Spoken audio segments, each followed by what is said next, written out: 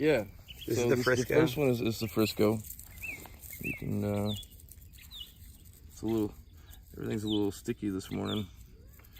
So when you know when it's ready to harvest, when you can rub and they all just fall out real simply. But there's you. Wow. Thank you. So, yeah, Frisco, and then the next is a purple straw. It definitely, it definitely took it a little harder. It didn't. It had some issues, but it, we made a crop. So. What were some of the issues? How chewy that is? You want it to have like a crunch to it when it's ready for harvest. Not quite ready yet. Exactly. So yeah, there's the purple straw, which was Andrew was most excited about this, and I know there's a lot of buzz around purple straw. So it'll be interesting to see. Hopefully we get enough yield to keep going with it.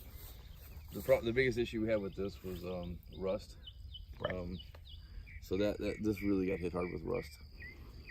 How do you see the rust? Like, how can you? Well, I mean, Is it in the stalk? Well, it shows up. It showed up when it was about the size of this grass. It just got all pale yellow and spotty.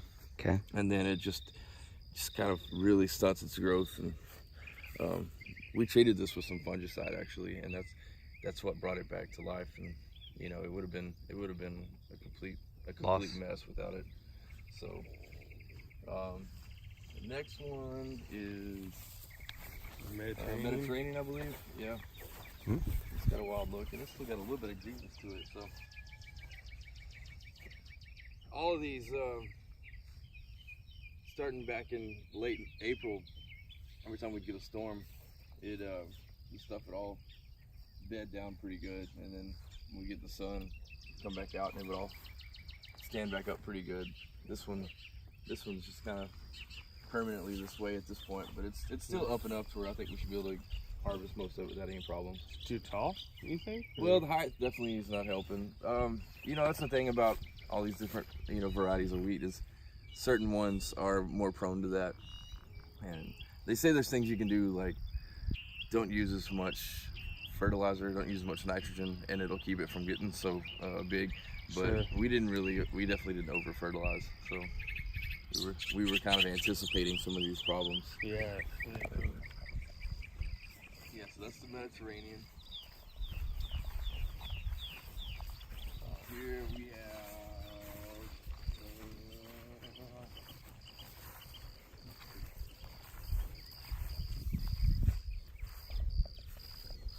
that's the line.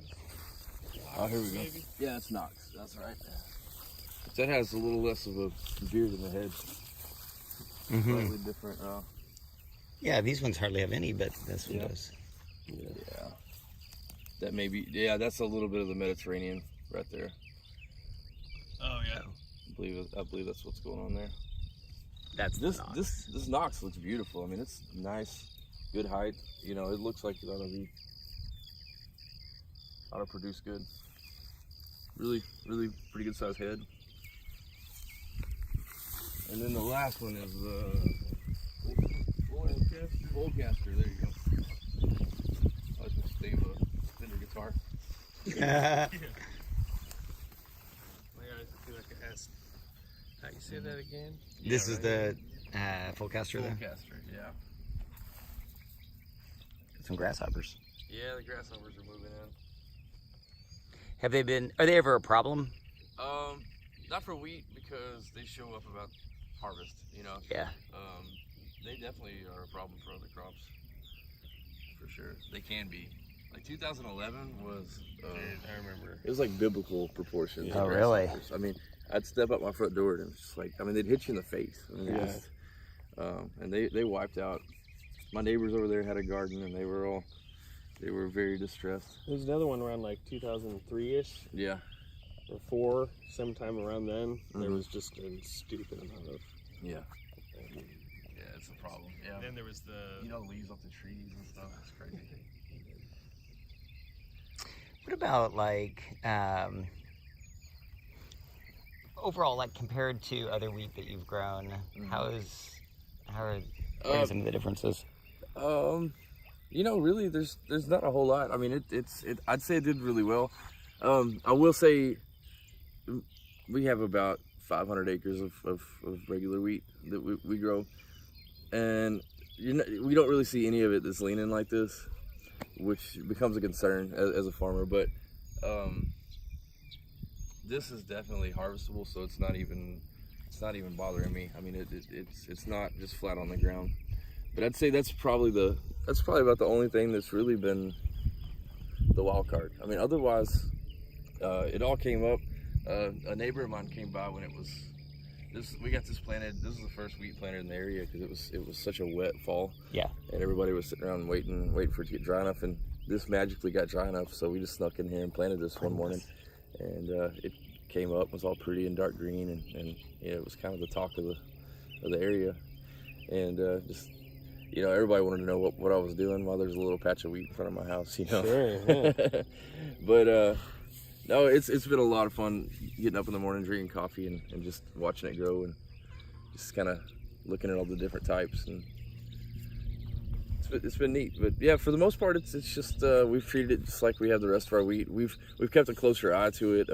There's a guy he's our agronomist, and he checks for bugs and things like that, and I've made sure that he's kept a close eye on it too, to make sure that there's something I'm not missing, or something that I am, if there is something I'm missing, I hope he catches it, So, but no, it's been relatively pretty straightforward so far.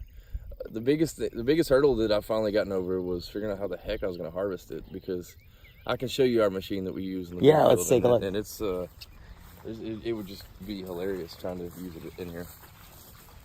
But anyway, so I talked to Russell Sutton. Andrew got me in connection with him. Great. And they have applied just right down the road over here outside of McGregor. And they're coming to harvest it this coming week. Okay. And as soon as they get done with that, they're going to stop in here and harvest this. Okay, So- great, awesome. so, What kind of machine do they use for harvesting? I haven't seen it, but I have seen similar machines. They're called plot combines. Okay. They're just a little miniature version of a big combine. Like You still drive them. I'm pretty sure it has a cab and air conditioning, but they're considerably smaller. They have a smaller head, and they have a lot more electronics on them for measuring, weight and moisture and all that kind of stuff. Okay. Our machine does that too, but it's much more. I think it's because it's just made for running through smaller quantities of grain. So.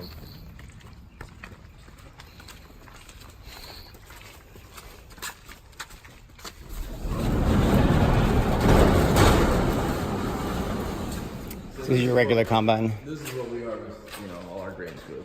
How wide is it? Well, the header that goes up the wheat is parked up there is 30 foot wide. 30, okay. And Is it this is kind of a bit of an older one, or is it new? this is a 2012. We just Okay. traded for this one. Okay. But Is 30 kind of the standard for the header? pretty much a going standard. There are guys that are running 35 and 40 foot heads, but 40 is about as big as they get. But I just got through installing. We just traded for this one, and I installed all aggregate components on it for the yield and moisture mapping. So as it goes, this has a logger in here. That's interesting. This is where it checks for the moisture, where it tells you, because the grain elevators, they would want wheat over like 14% moisture. So you have to really keep an eye on that. And up in the grain tank, there's another sensor. And then I just mounted this yesterday, or the day before it. This is the wheel angle sensor. This thing, it has GPS steering on it too. And so this little guy, it just tells the computer, which way the wheels are pointed and stuff. But anyways, I ran a few miles of harnesses in this thing in the last couple of days, getting it ready. But It's exciting. it's fun. Yeah, I like it. What is the plan as far as, so they're going to harvest it with the smaller combine, and then what's the plan as far as like bagging it and cleaning it, and I don't know what's the next step? Yeah, I'd been talking with Andrew about that, and we were talking about using either like bulk bags or something, which I don't know if they make a smaller than a 2,500 pound bag. That'd be overkill, but it would work, And Right, they have forklift straps on them to where you can maneuver them and stuff. So that's been the plan. Is just to source 5 of those basically. Okay. And then we can either. I've got a tractor with forks, so we can just hold it up to where it's not spilling everywhere. Just hold it close to the output of the auger. Makes sense. You know, and then from there we just have to. I don't know. We'll probably just run through town. I know where some scales are. We'll just weigh it that way, maybe. Okay. We'll see. All right. That's kind of the last time y'all were here, I didn't know exactly how we were going to harvest it, and I was kind of sweating bullets over that. I thought it was going to work out better than it had at the time, but so I got through that, and I kind of have a basic idea of how to handle it from there, you know, as far as storage and stuff. But I think those bulk bags are going to be this seems like a pretty easy way to get it to y'all. I don't want to be a dead horse here, but I just want you to know that from still like our perspective is like we've got hands. Yeah, awesome. If you can point us, like we're down to help. You know. Okay. Like, if there's anything you need, for sure. If there's anything you want, like, we just want to help you. Excellent. So if there's any, you know. I can only imagine trying to drive something like this through that and keep these 5 types separate. And I trust you, you know. But like, if you need help with any step of course. like, and y'all are welcome to be here during the harvest. And I'm sure, you know, we can get something figured out, find something for y'all to do that, you know, as far as helping.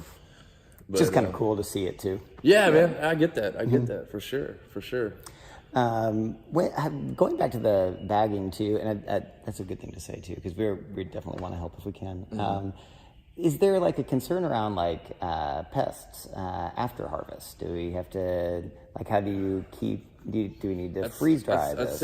I'd say you're fairly safe in your grain storage for you know for a little while.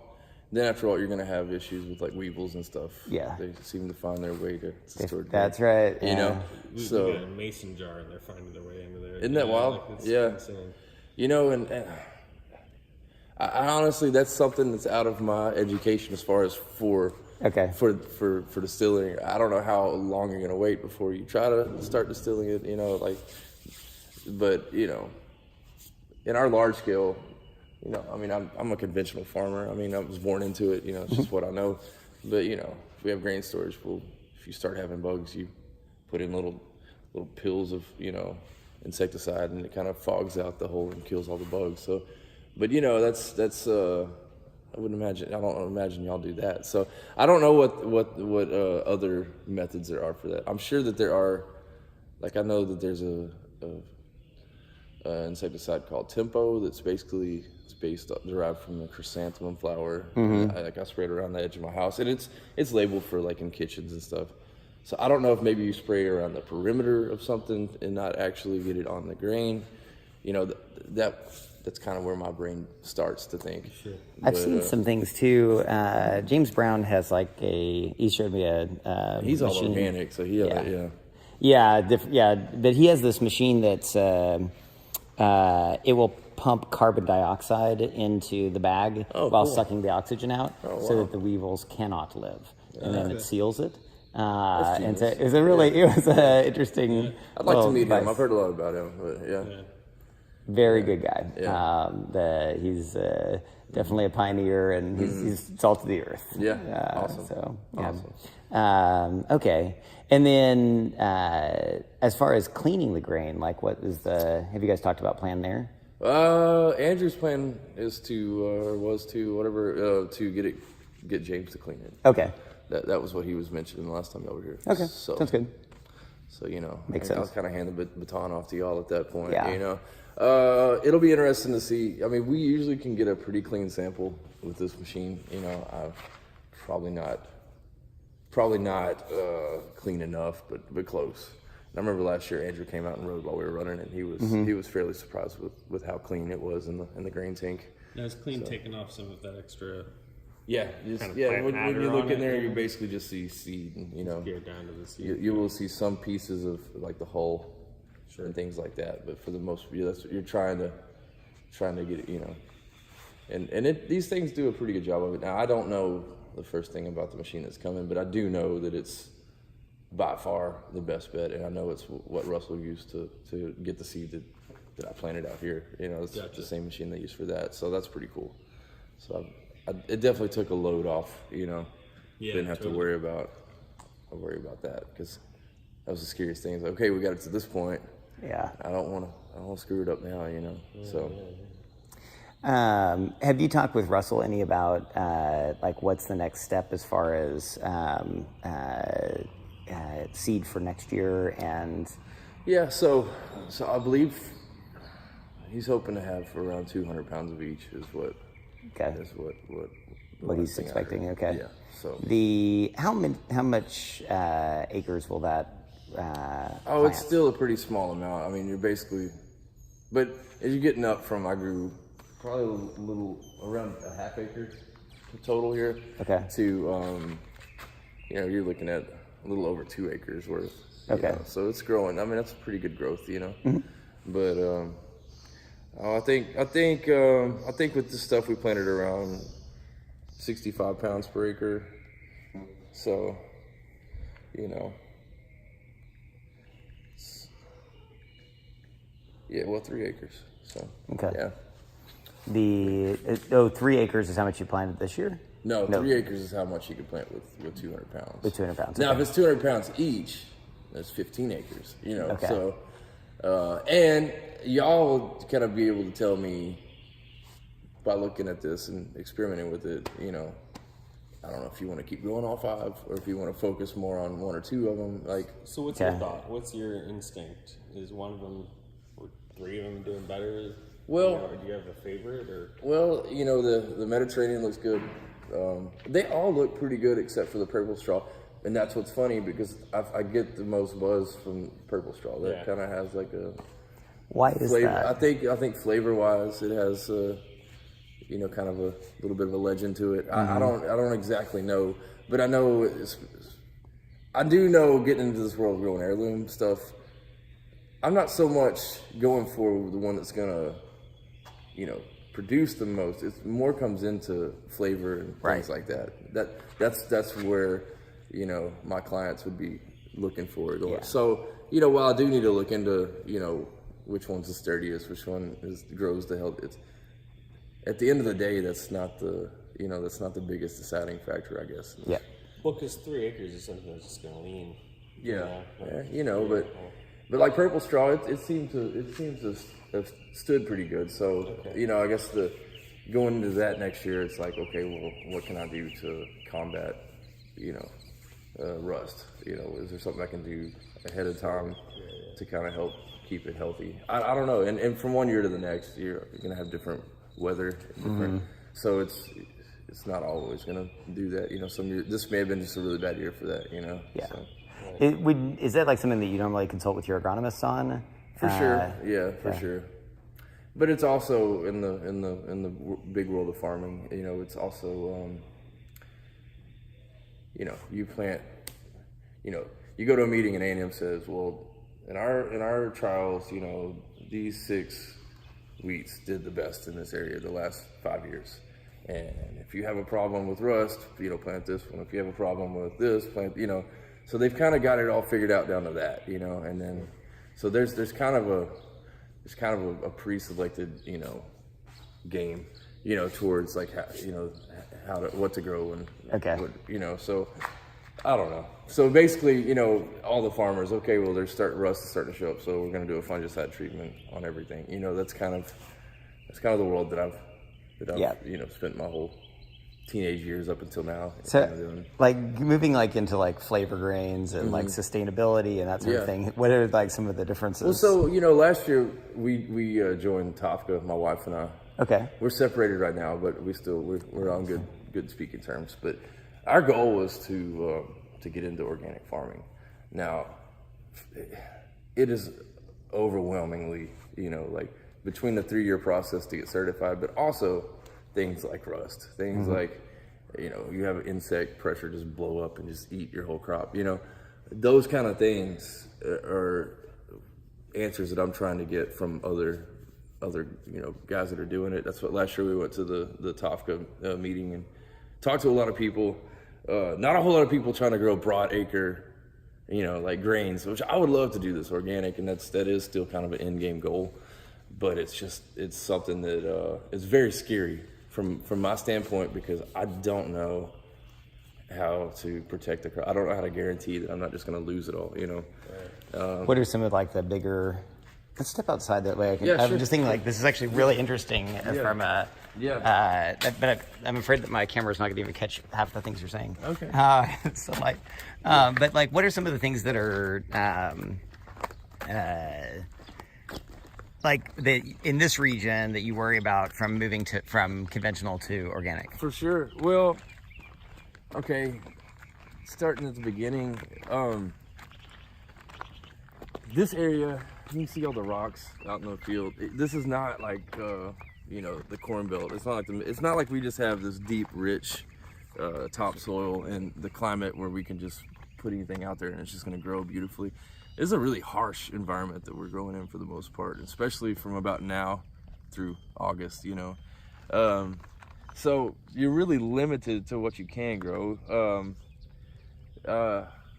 especially on a grain farming scale, you know, which is what I know the most of, you know, using machines to harvest and things like that. Outside of that, what's the typical scale for organic farming as compared to?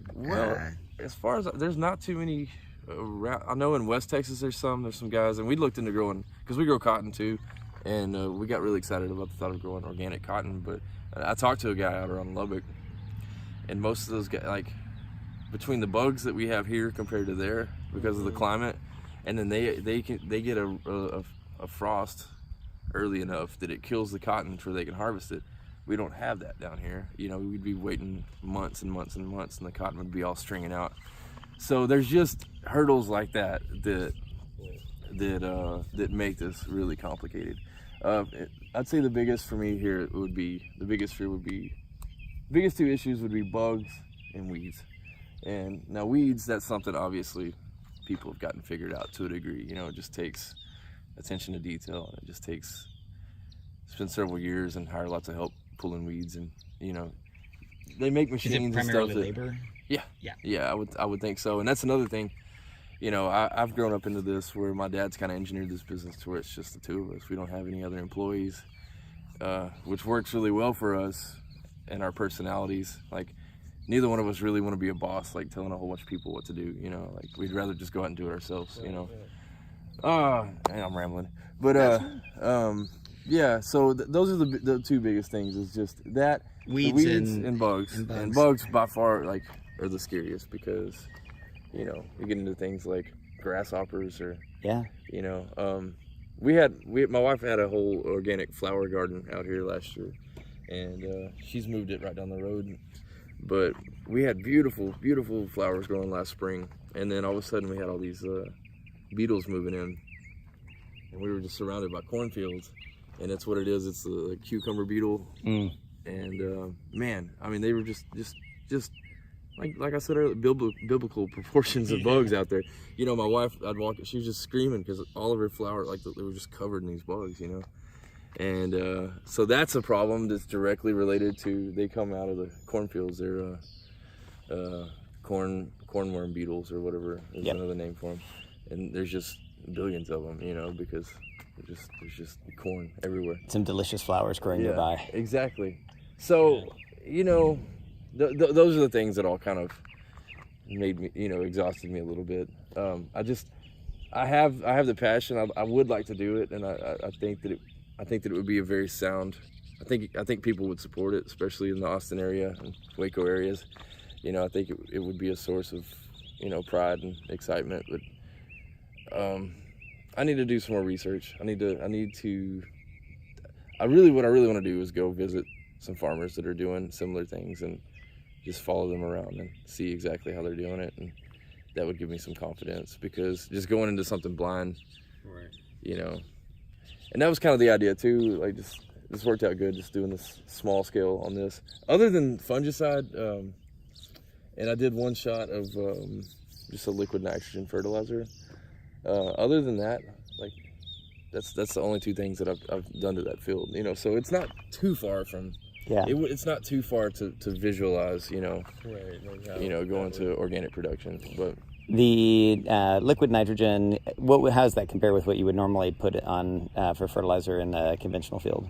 Oh, that is exactly what we use. That you use. Yeah, okay. it's 28% nitrogen, and it has a little bit of sulfur in it. Okay. And I'm not exactly sure how they make it, but it's like a syrupy liquid that we have little streamer tips that just put down a bunch of little streams and evenly across the boom width. Does it? I notice like sometimes I read about like in the Mississippi Valley, like the increase in nitrogen in the water supply. Is this like? Is that changing like the ways that people farm? Do they use less nutrient now? Yeah, and so the old timer way of doing things is you just put out more than you need before you plant the crop, and then every time it rains it leaches out, and because it moves with water. So farmers now, we've gotten a whole lot more efficient with it, and usually we split up the applications. That way it's not just sitting there when it's not. We usually try to just put it out right when the crop needs it, and that helps a lot. This area is never really, like, you don't hear about that. Lake Belton's right down we don't have that problem here, mainly because it's such an arid climate. Our yields we're not shooting for these crazy yields that people are in the Midwest. We're really just shooting for what we know we're gonna, we know what our 10-year average is, and so that's what we shoot for, which is probably a third of what they're putting out there. Okay. So, but yeah, that is definitely something that's discussed a lot in the farming world these days. I mean, for the most part, other than some old, grouchy old farmers that are stuck in their ways, for the most part, everybody's aware and cautious and trying to, Yeah. What about is like the changes in the climate something that you're seeing now in the way that is it beginning to affect the way that you farm, or is climate change still kind of a little bit on the kind of further out on the horizon? It's hilariously 2011 was just a killer drought, and we made like 20 bushel corn. We usually shoot for 100 120 bushels, so I mean it was just brutal.